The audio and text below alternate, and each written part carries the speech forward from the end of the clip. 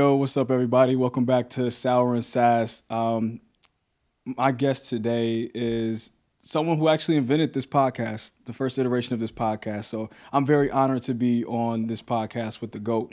I'm gonna let him introduce himself. But ladies and gentlemen, I have the great privilege of having the Brian Bowie on the Sour SaaS podcast. Say what's up to the people, Brian. Hey everybody, Brian Bowie here. I'm honored as well. Doing this, starting this during COVID, I would have never thought that I'd be on this side of things. I was always behind the scenes, sending out sour candy, picking the guests, coming up with the overviews and everything. So really honored to be here. Um, yeah, so excited to eat some sour candy. Hopefully, I don't choke, and yeah, I'm excited to chat. Yeah, Brian. So a little bit about yourself. How did you get here? What was the story of the Brian Bowie we have today, who's the director of demand gen at Jellyfish? All right, how long do I got? I'm just kidding. I'll keep it high level. But yeah, I mean, my journey started at Directive. I was like employee number 12 or something like that. It was awesome. So I wanted to do investment banking, interestingly, and I couldn't break in. So I was looking for in-demand careers and skills like that. And I saw this random video that funnily like four employees from Directive also watched. It was called like In Demand Career or something like that. And it taught me the fundamentals of digital marketing, like PPC, SEO, email, social. And I saw a lot of parallels with like portfolio management and pay-per-click advertising. I didn't even know there was this whole like SEM world that existed. Um, so hunting for jobs, local jobs, found a startup called Directive Consulting.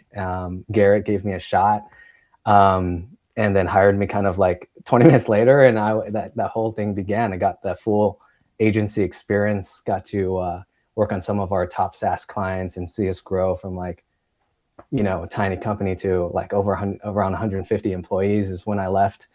And yeah, I got to do work on a lot of different accounts, be really hands-on with paid media, SEO, and CRO specialists and designers. Um, Worked up to like 13 accounts at one time, and then transitioned and working in-house. And Garrett was running marketing and wanted someone else to help support that. So he brought me on to kind of lead our internal marketing team, and had a lot of fun the last year, growing the company quite a bit during the COVID times. And that's where Sour and SaaS came about. So I was joking with my wife, like I can recall the exact moment we were just laying in bed and I was like, Garrett told me we got to do a piece of content every day, and and I was trying to think of like shows, and we watched Hot Ones, and we were like, what else could we do that's a spin on that? Because I love that concept, and we were like, we should eat sour candy like while we're doing an interview. That's a little different. The Sour and Sass name came later on, but um, I told you how long do you got because I'm going on and on, but um, yeah, fast forward a bit, company was doing well. And then I always kind of wanted to move in-house at a B2B SaaS organization.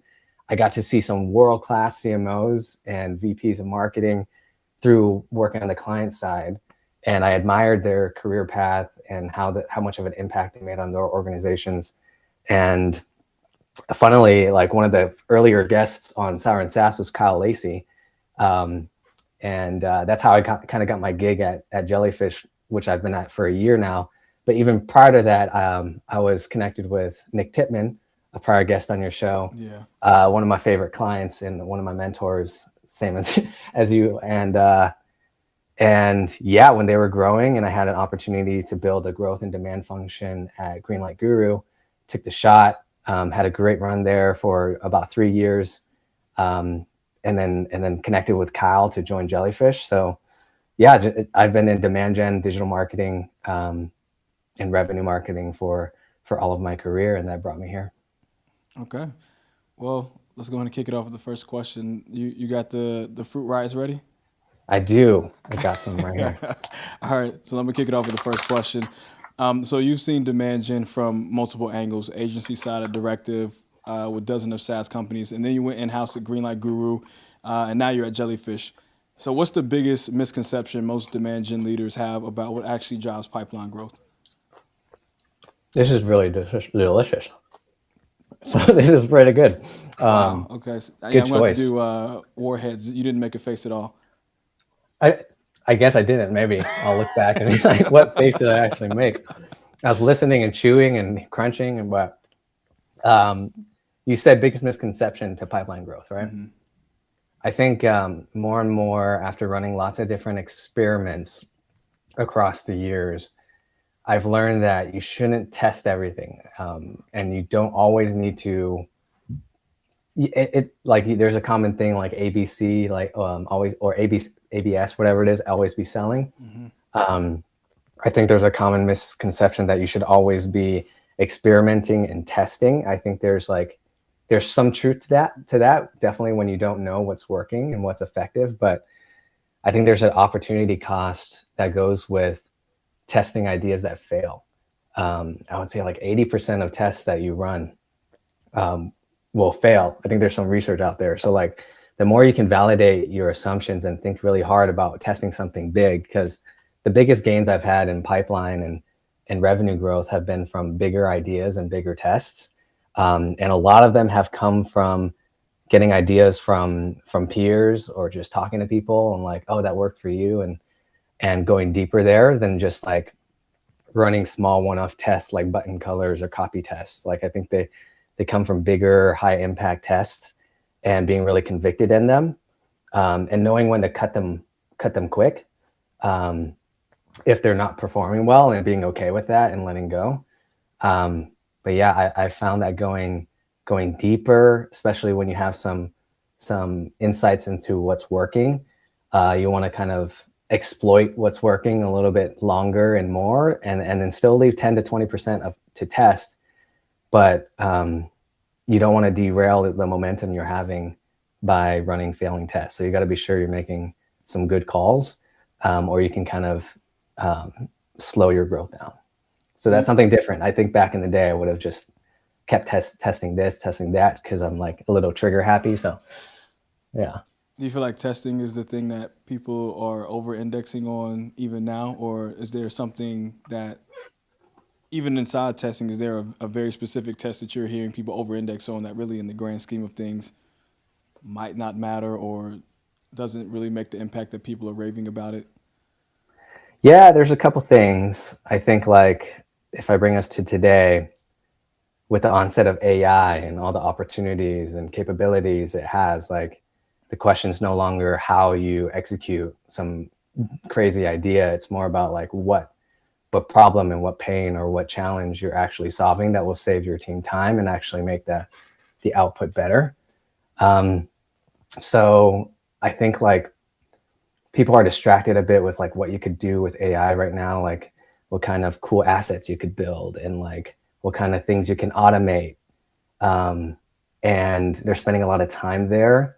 And I've run into this issue the last like 6 months as we've been experimenting with different AI and automation workflows. And you come up with a solution that wasn't that big of a solution. So I think that's what I'm dealing with now, but I think will evolve.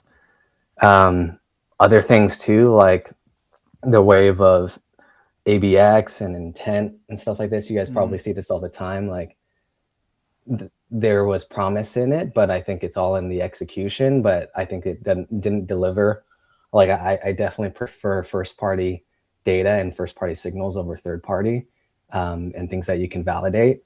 And I feel like some of the enthusiasm and hype around intent data, signals, things like that haven't panned out for us, as in my experience, as much as like leveraging the first party insights we get to kind of trigger campaigns, trigger outreach, personalization, all that good stuff. Well, that makes sense. Well, speaking of misconceptions, because now you've been in both seats, what would you say was a misconception that you may have had on the agency side working with SaaS companies versus now being in-house? And then I'll have a follow-up to that question. Misconception. I think when I was on the agency side, in a good way, I felt like I had a huge impact on the org, like driving more leads and conversions, in platform, or even like web traffic growth or organic demo requests and keyword rankings and all of that, like you definitely do feel part of the org, like the more involved you get with your clients and all of that. But there's so much more impact that helps a company grow than just like how well your paid channels and organic performance is doing. There's like the product market fit and the market conditions, and how strong the sales team, functions in collaboration with with marketing, the CS org, like product. There's just every single function. Engineering, like, is it became more apparent to me when I stepped inside more of an in-house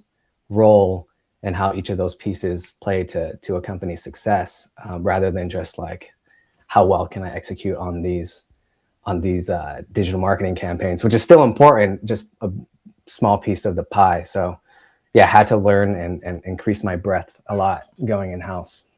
Well, since you've been at two like really great SaaS companies in house, what would you, somebody in your position, be looking for in an agency? I've heard both extremes of, hey, I just want them to execute, versus, hey, I need a strategic partner, and everything in between. That's going back to your question. What do you need, I think, in your current state of the company, your team, your capabilities? I think if you're like C to Series B or something like that, and you have a smaller team, execution help, both strategic and execution help a ton. So if an agency can offer both of that, like from a consulting point of view, and they have great economies of scale of like seeing what's working, what's not across lots of accounts, that's like a fast track lane to kind of like not doing what's wrong, and potential fail tests, and getting quicker wins. Um, but I think if you're a more mature company and you do have a lot of in-house execution resources, then consulting and strategists and things like that, and the insights you get from having a wide array of clients like that is really valuable and hard to get in-house. So I think it just depends. I would lean more towards on the side of like strategy plus execution. But still, like, yeah, some things, depending on the services you're selling, like you may want to ensure that the agency is very collaborative with your in-house team, and that they're trying to connect with other stakeholders at your company, like product marketing, especially design. The more intertwined the agency can get in the day-to-day and internal workings of the company, like, that they deeply care, and you can kind of trust them. And then there's some basic things you got to make sure that they're aligned to your business objectives of growing revenue and bookings and pipeline, versus some of the, not vanity, because I think a lot of metrics aren't vanity, but like they're just aligned with your goals, basically. Well, unpack that a little bit. You said you don't think all metrics are vanity. What do you mean by that? Because we hear the exact opposite, that there's a ton of those.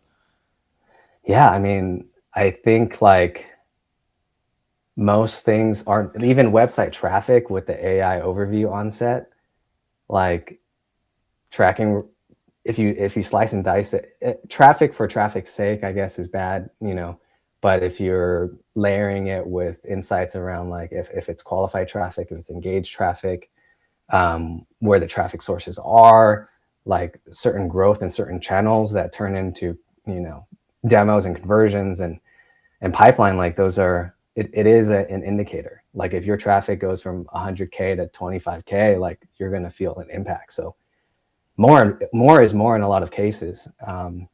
LinkedIn follower growth, that's like your audience growth. Social engagements, that's like all of that stuff I think matters. And it's a piece of the story. Maybe it's not your decision success metrics, but I think it's important to still consider those as KPIs. What do you think we went wrong in B2B marketing for feeling like impressions and follower count and traffic is a vanity metric? Like, where do you think we fell off the cliff and just missed the entire point of what you just explained? Yeah, I think with onset, I mean, I came from a very demand capture heavy focus. Like how can we drive a lot of conversions that would turn into hot leads that would easily convert to pipe. And then I wasn't really selling like reach and how much of an audience we're penetrating and how often we're showing up in front of them each month. So I think like back in the day, you know, that stuff mattered, like what kind of lift you would see when you hit a large scale, when you reach a lot of your target audience. So I think we narrowed in too much on like short-term pipeline generating tactics and channels, and forgot about like how important awareness and attention is in front of your ICP. So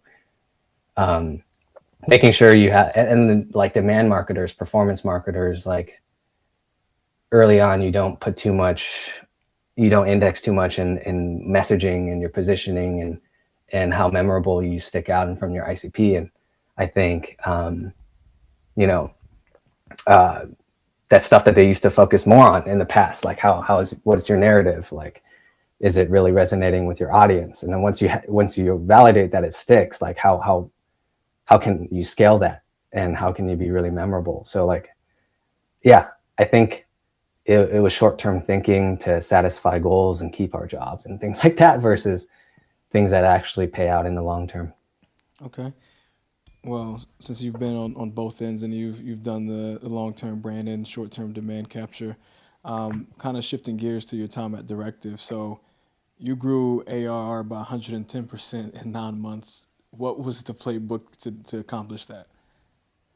Yeah, it's funny. I mean, it's something we fell into. It was something we also later branded, that playbook, like the customer generation playbook. But we also, I mean, that campaign was lightning in a bottle. We had gift card incentives in Sendoso, I think it was at the time, that we didn't spend. And then Hannah, who was like head of ABM at the time, she was just collaborating on like, what can we test to try to drive meetings? And we got this idea from another company, I think it was Metadata. And we were starting to get meetings through offering a gift card, $100, $101, a lot of different values for booking an intro call. And we had that was a hook in a way in, but we had such a great sales team and great value prop that those meetings that we were booking were closing. So after we were starting to get meetings with like Splunk and ZoomInfo and things like that, and we had an inkling that this was working, we scaled it like crazy. The biggest piece that made it work was aligning with our sales team on a target account list, and basically our TAM, I think it was like 1,500 accounts that were 100 employees to 1,000 employees. So we were really clear on the customers that we wanted, mm-hmm. and that we had the most success with, that we could like have really good proof points about. And then I don't know if this is revealing all the secrets. I think we've probably, other companies have done this, but we put that message of like our offer, a great offer that stuck, in front of as many of those accounts as we could. I forget how, within like 9 months, I think it was a large majority of those target accounts have took a meeting from us because of this incentive.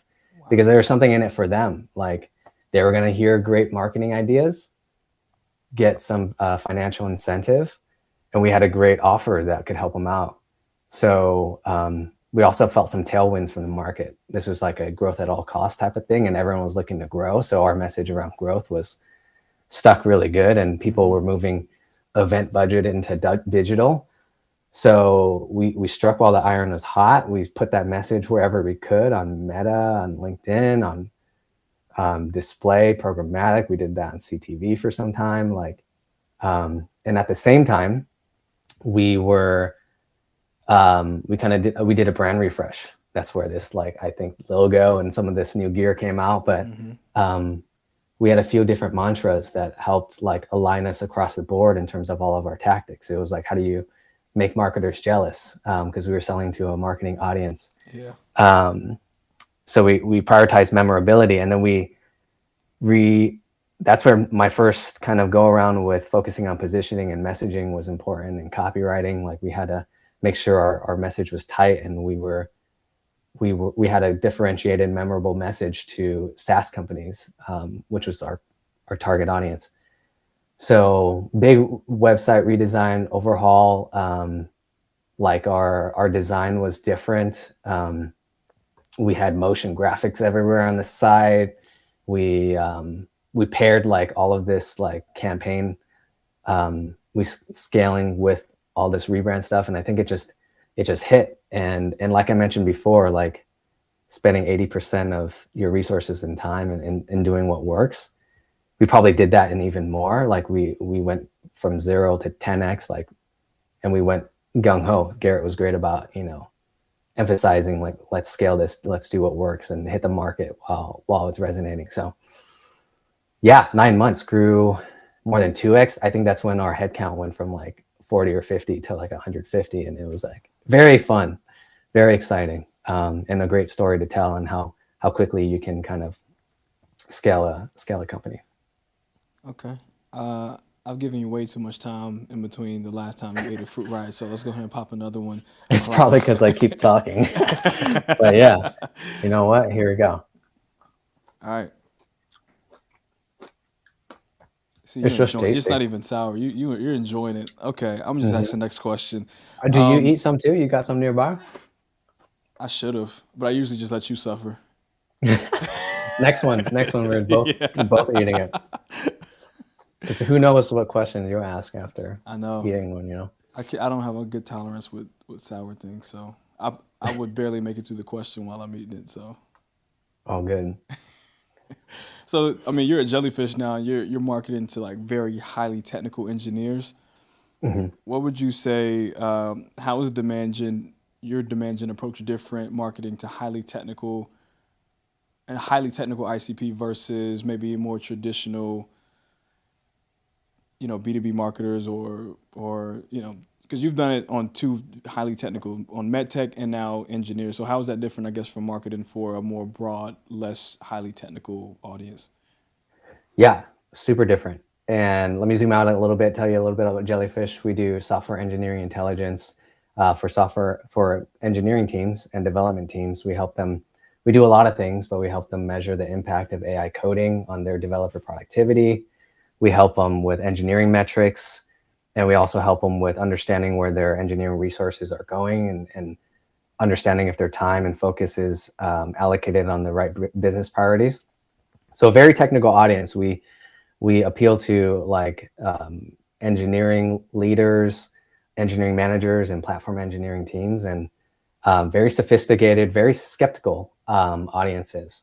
And I learned a lot about our personas. One, we had a great onboarding. We have a lot of documentation about this audience, like their different behaviors, what they read, what they like, what they don't, what kind of language they're using.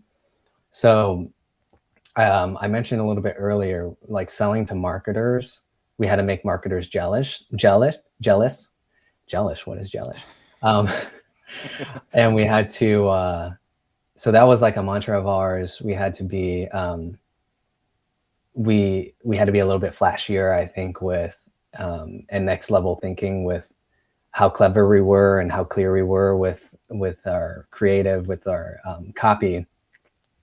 And that was the biggest thing. We wanted to we had to be on the bleeding edge of what marketers were doing in the demand gen world. We also had to drink a lot of our own champagne and test different tactics on ourselves before we would pitch it to clients. So our whole feel, our brand archetype was a little bit more bold, more aggressive, more flashy. With engineers, I still think we have a pretty bold, differentiated brand look and feel. And in our space, we got electric seaweed, green and purple and things like that. So we definitely are trying to stick out, but in a way that would appeal to our target audience. And I mentioned skeptical before, we're conscious about making bold claims without proof points to back them up. We prioritize, I think, clarity over cleverness.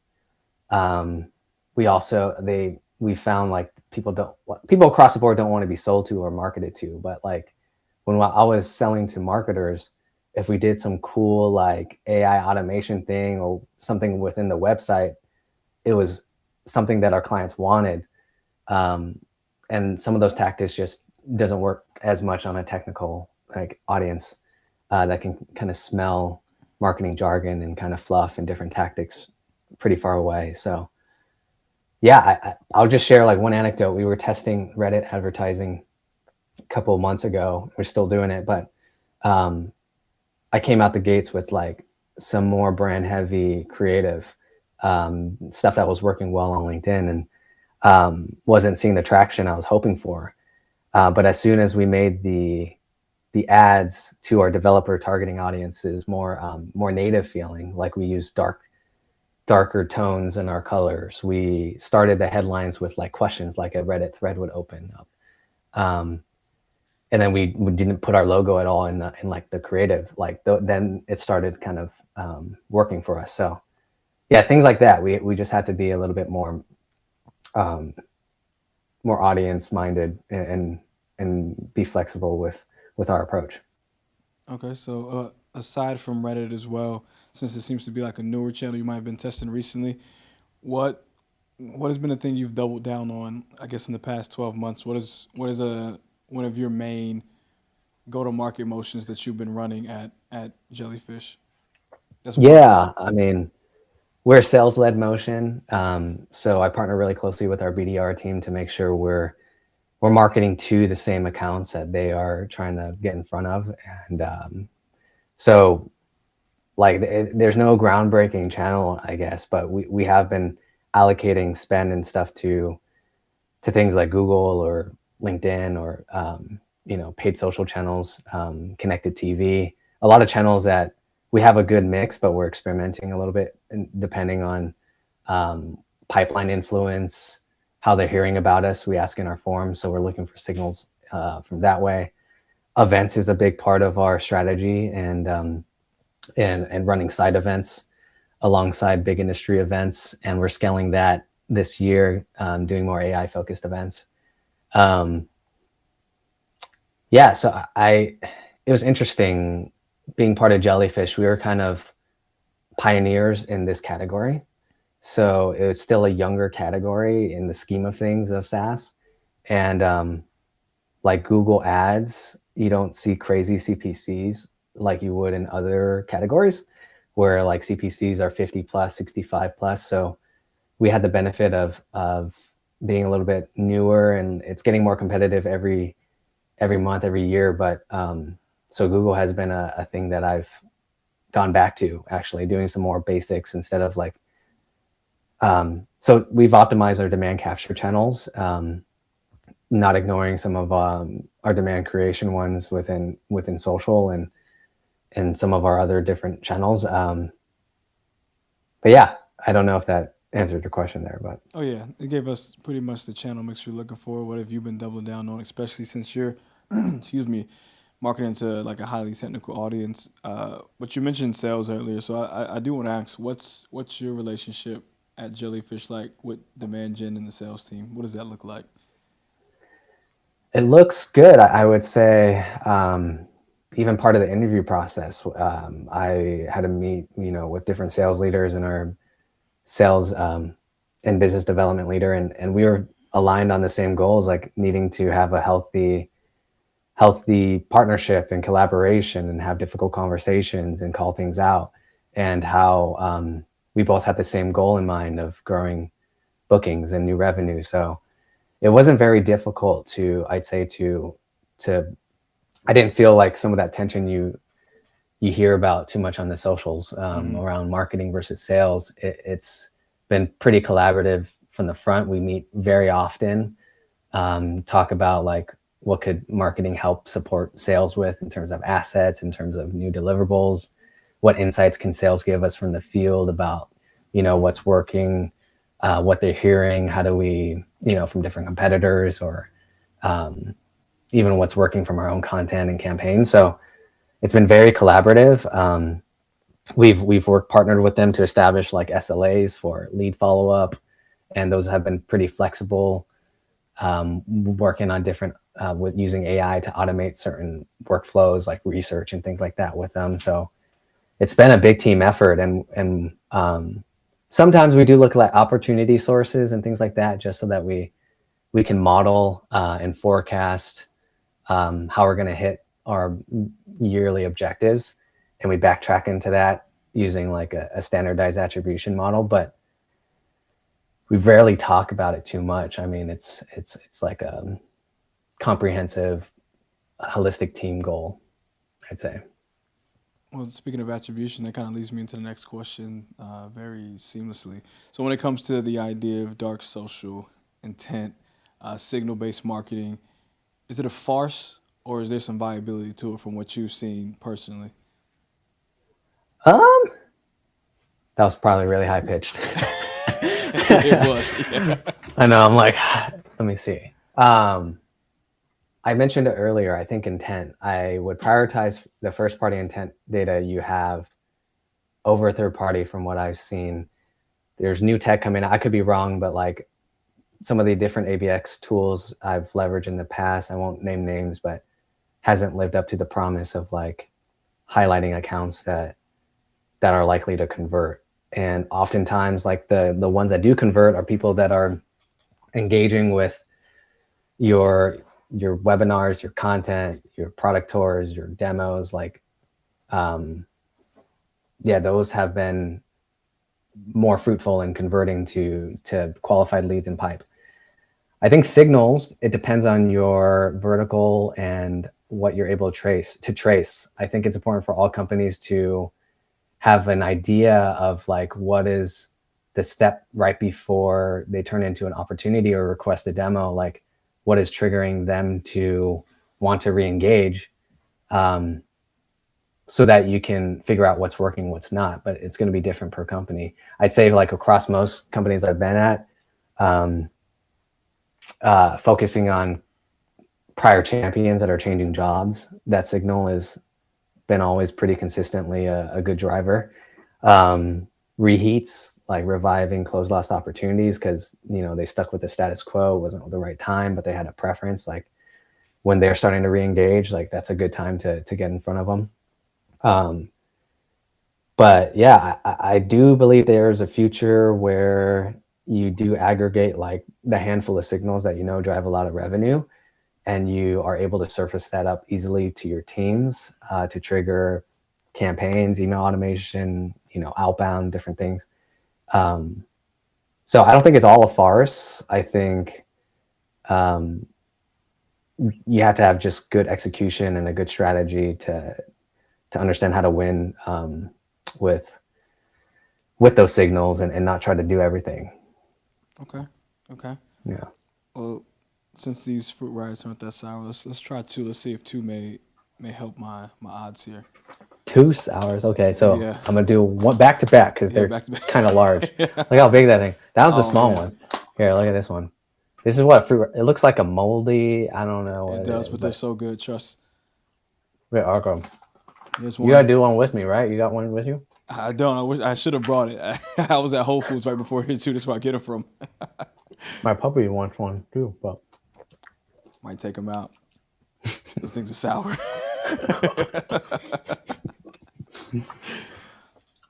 So, if you're willing to pull back the curtain a little bit and talk about what has been your biggest mistake in your demand gen career, whether that's a campaign that failed, you overinvested in something, or like what was that monumental flop for you? it's funny. The gift card play I talked about earlier. I tried to scale that at one of my last companies, and it worked, but definitely not at the same scale and not at the same returns. So I think it depends on your market. It depends on the ACV you have. It like with the marketing audience, like it fit really well. People wanted to run this type of campaign. People wanted to, and we had large contract sizes. So like, yeah, it worked out really well. And I forget the multiple in terms of return, but it was wild. I think it was like 7 mil and like 300K ad spend. It was crazy. But we try to scale that at Greenlight, and it just didn't work out as well. So I think that's like, it still worked, but not nearly as well. Yeah, I think other flops. So that was an investment that just didn't have as great of a return as I was hoping. I think another thing that people fall in the trap of, I think, is like reducing friction to drive up demos, drive up leads, and drive up conversions in platform.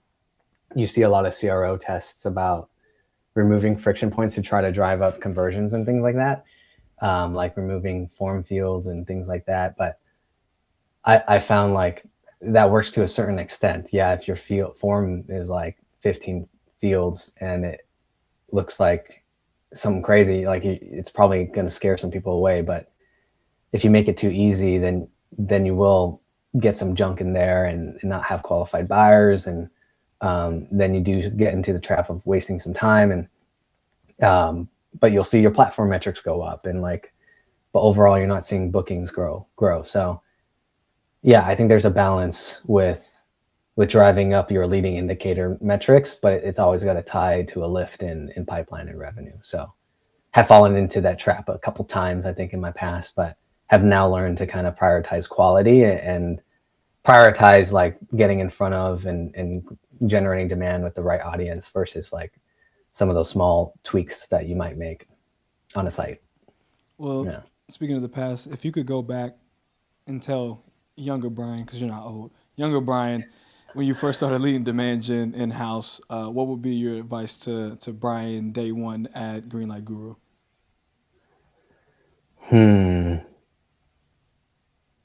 Invest in crypto and Nvidia. I'm just kidding. But no, I think I would say to prioritize building connections and relationships internally, externally. Like, don't under index on how important that piece is. Just sticking in your lane and being in a silo, like, you can't make as large of an impact as you would maybe want to, unless you're connecting with people and getting buy-in and rapport with more stakeholders to get things done.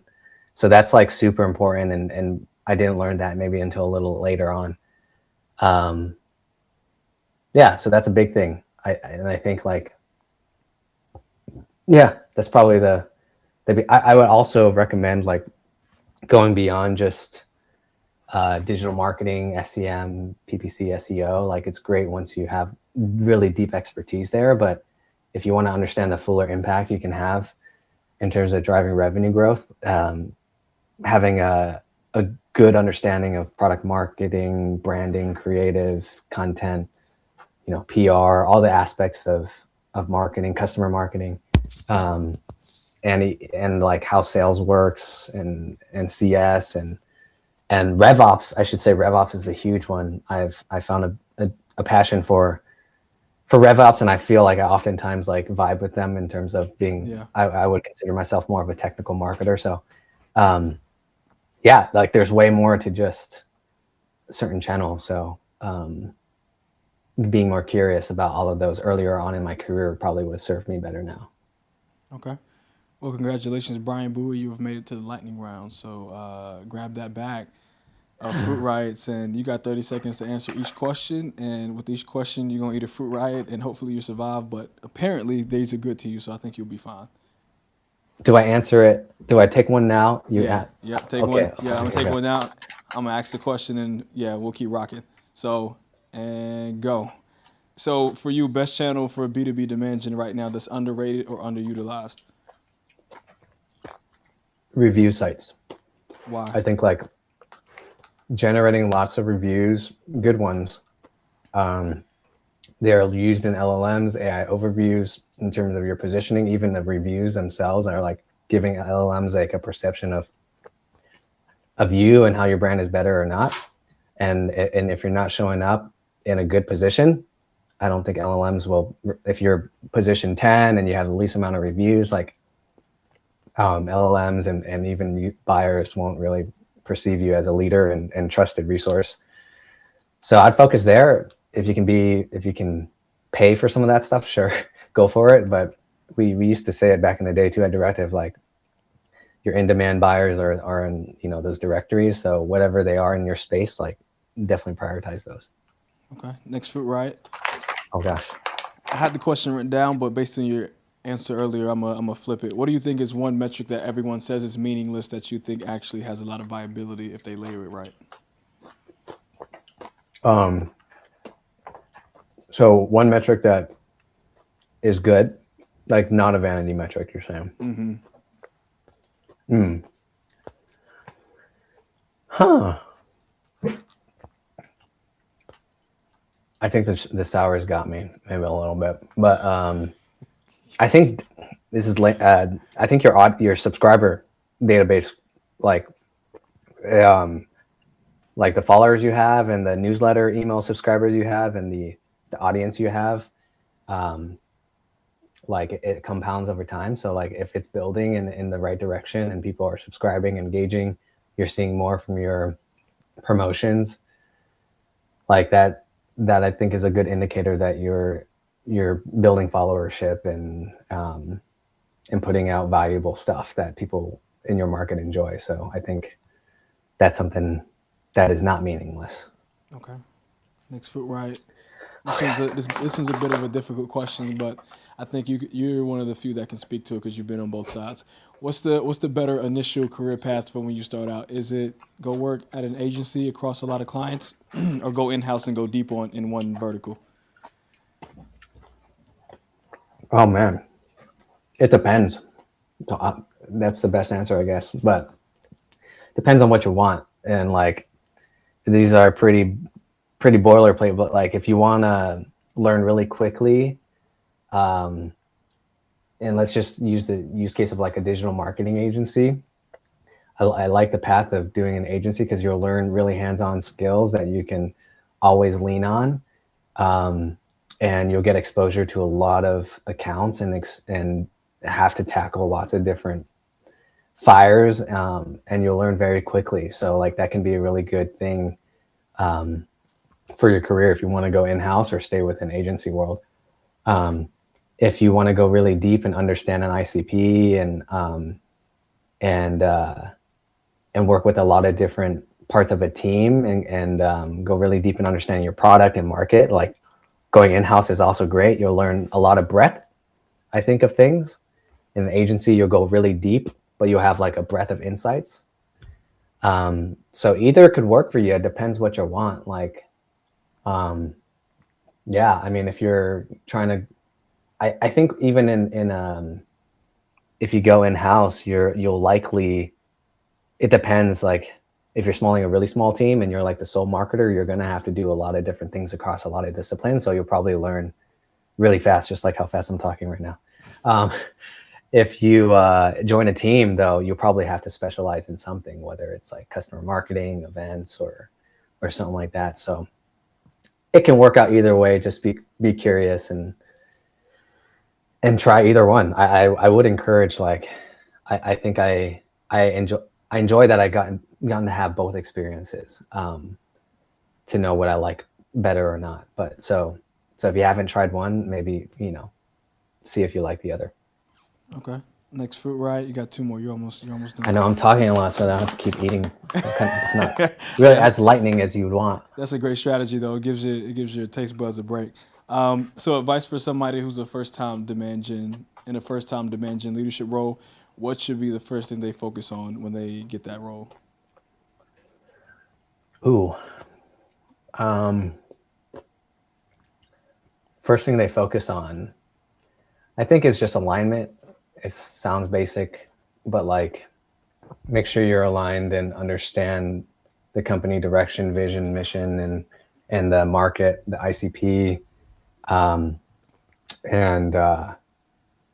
Yeah, if you're looking to build a skill, I think communication is a huge skill for like an up and coming marketing demand gen leader. Like you have to build that alignment through connections and connecting and building relationships. So that stuff can also always go underlooked, but like the most successful leaders I've seen are great communicators, are great at simplifying complex things and taking a lot of different inputs and making it something easy to align on and make sense. So yeah, I think that's what advice I'd give. Okay. Last fruit riot. Let's double it up for the last one. Double up? Oh my Yeah, gosh. double up. Good thing these have so many. Okay. So last question. So with RevOps and go-to-market engineering and vibe coding and vibe marketing and all these different things coming into the go-to-market space, where do you see the demand gen role in the next 5 years? Is this strictly like still a demand gen function, or do you think it'll evolve or roll over into something else? I think it'll still exist, and then maybe it'll be called something different. Maybe look at these fingers; they're like hot Cheetos almost. But I think maybe it'll be broader, like revenue marketing, growth marketing, performance marketing. But I think there'll always be like a go-to person that's really close to pipeline and how different marketing inputs and activities are translating into pipeline, what's working, what's not. That's why there's like a nice collaboration and blend with RevOps and like making sure that systems are all flowing to generate revenue. So I think it'll evolve into something else. I think all marketers will need to adopt different AI use cases and experiment a lot, figure out different parts of the go-to-market motion that can be automated where it makes sense.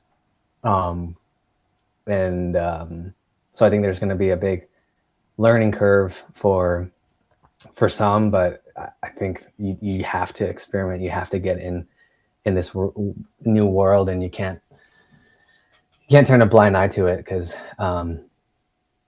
it's just our current reality. But I think the role will exist. It may look a little different. You may be doing different things. Like I mentioned before, the what you're building is more important than the how moving forward. So yeah, strategy, alignment, AI, all that stuff is going to be so important in the next 5 years. Okay. Well, congratulations, Brian. You've made it through the gauntlet with flying colors. It didn't seem like those fruit riots bothered you at all. So better luck to myself next time. Yeah. I mean, I feel healthier now. They were cherries, and I don't eat much fruit, so. I didn't know they had a cherry kind. I think I might go to Whole Foods and see if they got it. You should tag Fruit Riot. Maybe they'll send you some. I was free hoping stuff to get a sponsorship. That's the goal, is to get sponsored by Fruit Riot. Yeah, I like it. Yeah, that'll make more. I'll be a testimonial, and yeah, I can help. Yeah. Well, all right, Brian. I usually tell my guests that y'all can go drink some water now, but clearly you don't need it. But how can people find you if they want to talk demand gen or career paths? Oh man, I don't put a lot out there on social, but look me up on LinkedIn. I'm pretty active there and just communicating with other peers and checking out the freshest new content. So yeah, I don't know my slug on the LinkedIn profile, but just look up Brian Bowie, look up Directive, check out Directive, great agency. That's how you can find me.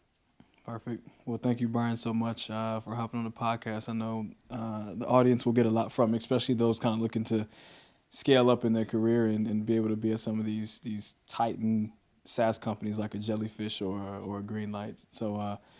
So next time, Brian, hopefully we'll have you back soon because you are the OG creator of this podcast, so it's only right to bring you back again.